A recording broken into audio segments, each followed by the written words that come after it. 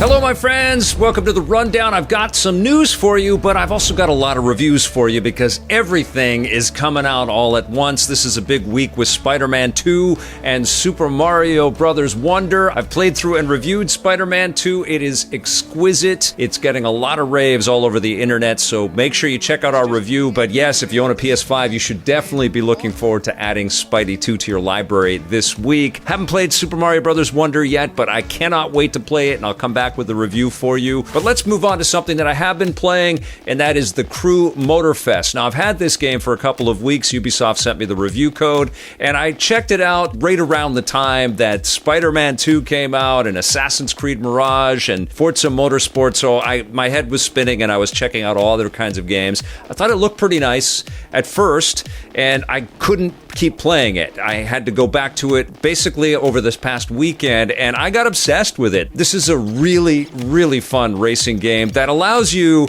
to mix and match with all kinds of different play styles. You get a road vehicle, which can be a motorcycle or some kind of racing car, and you've got off-road vehicles, you've got vintage cars if you want, you've got supercars if you want, you've also got a plane that you can fly around in, and you've also got a watercraft that you can jet around in, and you've got a bunch of different missions and playlists and photo spots that you have to go and find and collect, and you're rewarded with all kinds of XP and in-game currency, and you're cruising around this beautifully rendered Hawaii with a full-on day-night cycle and weather effects, so rain will come into play, and then you're bouncing to each of these different stops, and some of them will have video intros that take you back in time or take you into a specific kind of culture, a supercar culture or some kind of Japanese car culture or something like that, and you're collecting all kinds of vehicles and just testing them out. I was cruising around on water for a bit, I was doing some aerial stunts and whipping through rings just like I used to do in Superman 64, second Superman 64 reference this week on EPN. And of course you're doing lots of different racing and lots of different challenges. I love taking the photos as well. I had a freaking blast. I even jumped into a battle royale mode using vehicles in this destruction derby deal, and God, that was so much fun. This game is really damn cool. I think it's getting a little bit overlooked right now because Ubisoft has a propensity to saturate the market with lots of open world experiences, and I think the Crew kind of gets looped into that, although I know the Crew has many iterations now in its franchise, so clearly there's a massive fan base out there for this brand. But I have to tell you, I was really surprised how much I was getting pulled in and sucked in. It reminded me a little bit of the Need for Speed experiences, the Forza Horizon experiences, Ubisoft's own Riders Republic. Like, there's just this great energy and attitude and collectability, even though it's cluttered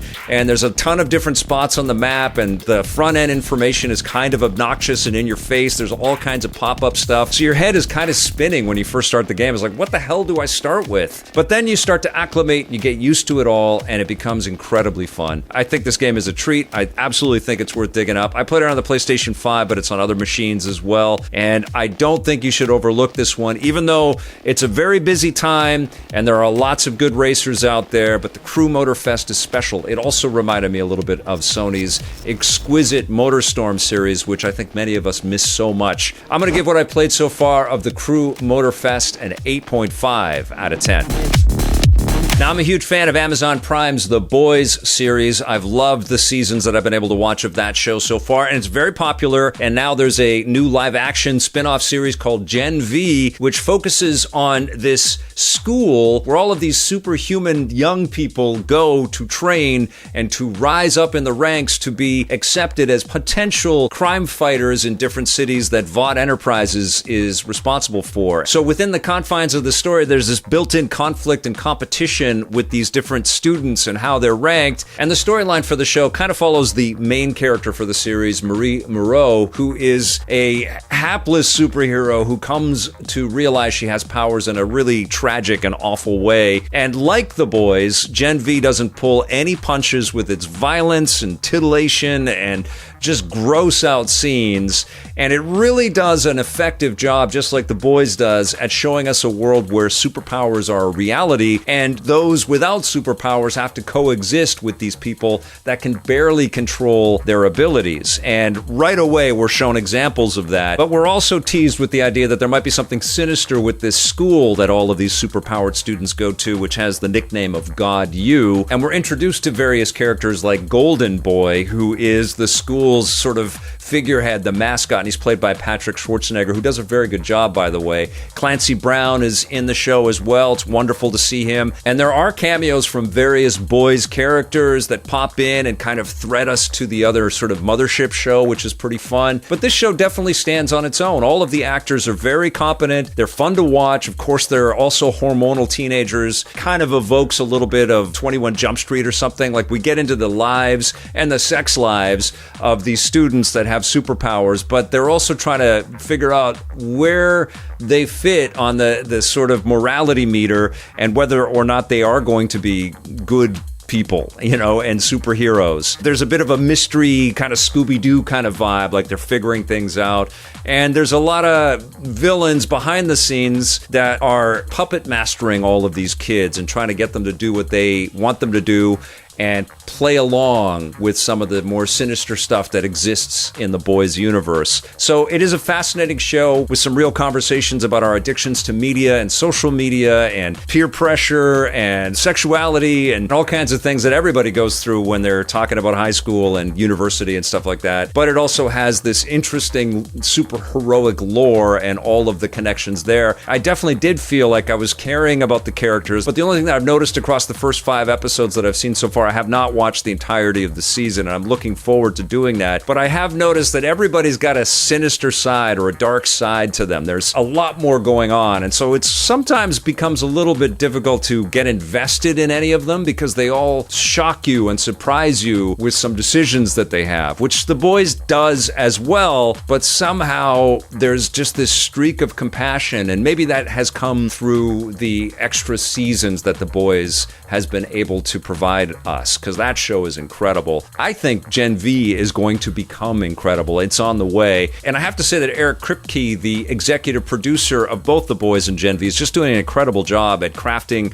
this very complicated and wonderfully nuanced universe for us with all of these different superpowered individuals that, yes, parody all kinds of other superhero media that we are fans of, but in such an intelligent and humorous, darkly humorous way. And Gen V carries on that tradition in a very nice way. So I'm a fan of it. What I've seen so far, I would give an 8 out of 10 to, and I can't wait to see how this season wraps up and where The Boys is going to take us to from here. Yesterday, I got a nice surprise. The MetaQuest 3 arrived, so I've got a new VR AR device in the building, and I had some time to open it up and try it out a little bit yesterday. I stuck with a lot of the VR gaming familiars that have been in my life over the last several years, Pistol Whip, and of course Beat Saber. I did have a chance to check out the new Samba de Amigo new VR party game where you're shaking the maracas. It's a lot like Beat Saber. It's a lot like a lot of these rhythm experiences out there. I also checked out Red Matter 2, which I think is one of the highlight games out there right now, which really shows off the resolution benefits and the horsepower benefits that you get with moving into the MetaQuest 3. I did find the device to be slightly less comfortable than the MetaQuest 2 that I have, but that's mostly because I bought a new facial interface for my Quest 2, and this Quest 3 has something kind of similar to the pack-in sort of cloth feel of the Quest 2. So I did notice it to be a little scrunchy on my face. Didn't leave big marks on my face or anything like that, but it wasn't as comfortable as I've been enjoying with the Quest 2. So I'll probably have to invest in some kind of better facial interface for this device. Didn't feel that heavy, but it certainly feels a lot more powerful. And the first thing that you notice is that the pass-through is incredible in color, and the resolution is much better. You can almost make out the details on your phone when you pick it up. It just looks a lot stronger. I also love the new touch controllers that come with the Quest 3 as well.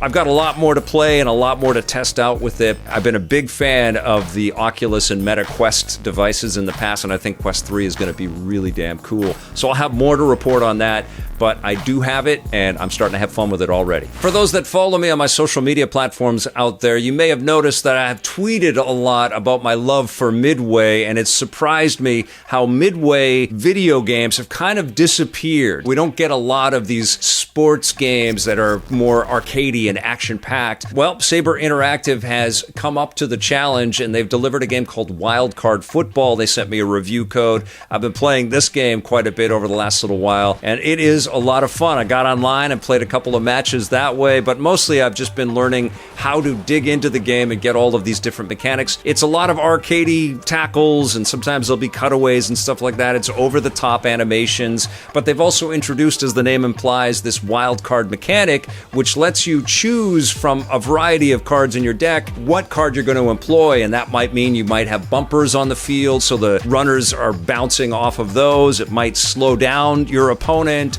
It might speed you up or make you stronger. It might create force fields or something. All kinds of wacky enhancements that you can employ. And sometimes those wildcard elements that you're throwing out on the field make it feel a little unbalanced. It's hard to find a balance when you're so cartoony and over the top there. But you can turn everything off and just play it like an old school Blitz style game, but the game never escalates to that level of insanity and enjoyment. And a big part of that is the fact that the audio is just kind of second rate here. They never go over the top. Chris Berman is a part of the experience, and he comes in every once in a while. He's got his chirp every once in a while. But Tim Kitzrow is who they should have hired. This should have had a lot more energy. It should have been just a lot more goofy, you know? Like, there is a goofiness to it, and it does feel like the first steps towards potentially a sequel to this becoming crazy and over the top, and a game that becomes something that we talk about for years and years, but it's definitely not there. It's like this tip of the hat and an homage to the arcade sports games that we have loved over the years, but it doesn't replace them. It doesn't supplant them. And even though it's got some cool technology and some great flashy effects, and the visuals are pretty damn cool, there are some great stadiums that are super enhanced and crazy looking, like the Endor-like Northern California forest I thought was pretty cool, and there are snow effects and things like that.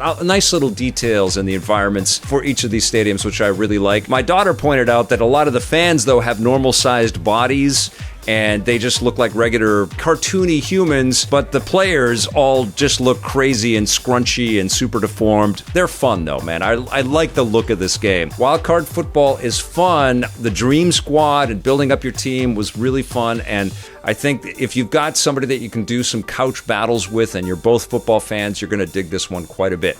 I'm going to give Wildcard Football a 7 out of 10.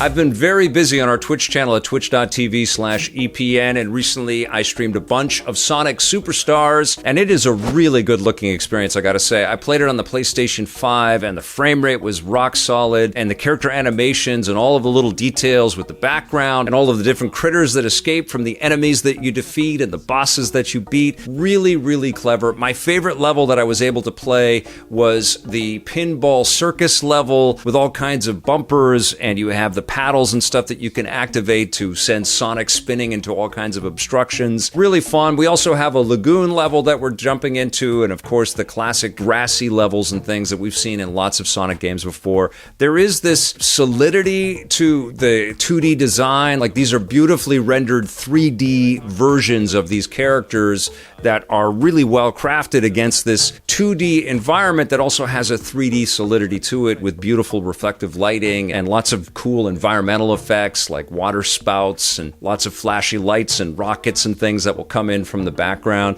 The boss fights were fun. There definitely are some challenges to it. I haven't played the game in multiplayer and haven't gone through all of the levels yet, but I was having a good time. There's also an online battle mode where you can jump in and you get basically 3 quick challenges, almost like Mario Party-esque, where you might be shooting at your opponent or racing with your opponents or trying to collect stars before they collect them all, and then you've got 3 quick rounds and your scores are tallied at the end of it. That was pretty fun, and you're also able to customize the character that you play in the online battle mode, and there's lots of other secrets and collectibles that you can pick up along the way, and there's also a real connection between Sega's recent collaboration with Lego around Sonic the Hedgehog It's a big part of the experience here as well. I've got more to play, but I am digging it, and I think Sonic fans are probably going to have a pretty big smile on their face. I have to say, though, that I'm not digging this more than I enjoyed Sonic Mania, and last year's Sonic Frontiers really, really got its hooks into me. But this is also a special experience because it kind of modernizes what we have loved about 2D Sonic games for a long time. I don't know if it improves it or embellishes it or makes us forget about the classic stuff, especially the sprite-based stuff, but this is still ridiculously fun, and I'm looking forward to playing with my wife and my kid. Now, over in Xbox news, Phil Spencer was recently on the Xbox podcast, and he was asked about a celebratory drop of new Activision Blizzard titles before the end of 2023 on Game Pass, and he kind of reiterated that no, they've been so busy on closing this deal and this acquisition and bringing Activision Blizzard into the fold that they're not ready to give us a back catalog drop of all kinds of Activision Blizzard stuff before the end of the year. That's looking more like a 2024 timeframe. And that's a bit of a surprise because I think what happened with the Bethesda deal is we got all kinds of classic Bethesda stuff, and that was really cool as part of kind of the celebrations of that becoming part of the Xbox portfolio. But I think the turmoil of closing this deal has really meant a lot to the Xbox team, and they've really been focusing on that. So they're not ready to deliver all kinds of Diablo and Call of Duty experiences. They're not going to have all of that stuff for us right away. I am looking forward to when that is happening and what exactly those games are going to be. And here's hoping that they will do something with all of those incredible licensed games that Activision has been able to produce for us over the years and bring us something like a Spidey collection or something. I know that will be difficult, but that will be really rad. Let me know what games you want to see from Activision and Blizzard on Game Pass in the comments down below. And finally, Intel has just announced their brand new 14th gen desktop processors, and they are promising up to 23% in terms of gaming performance,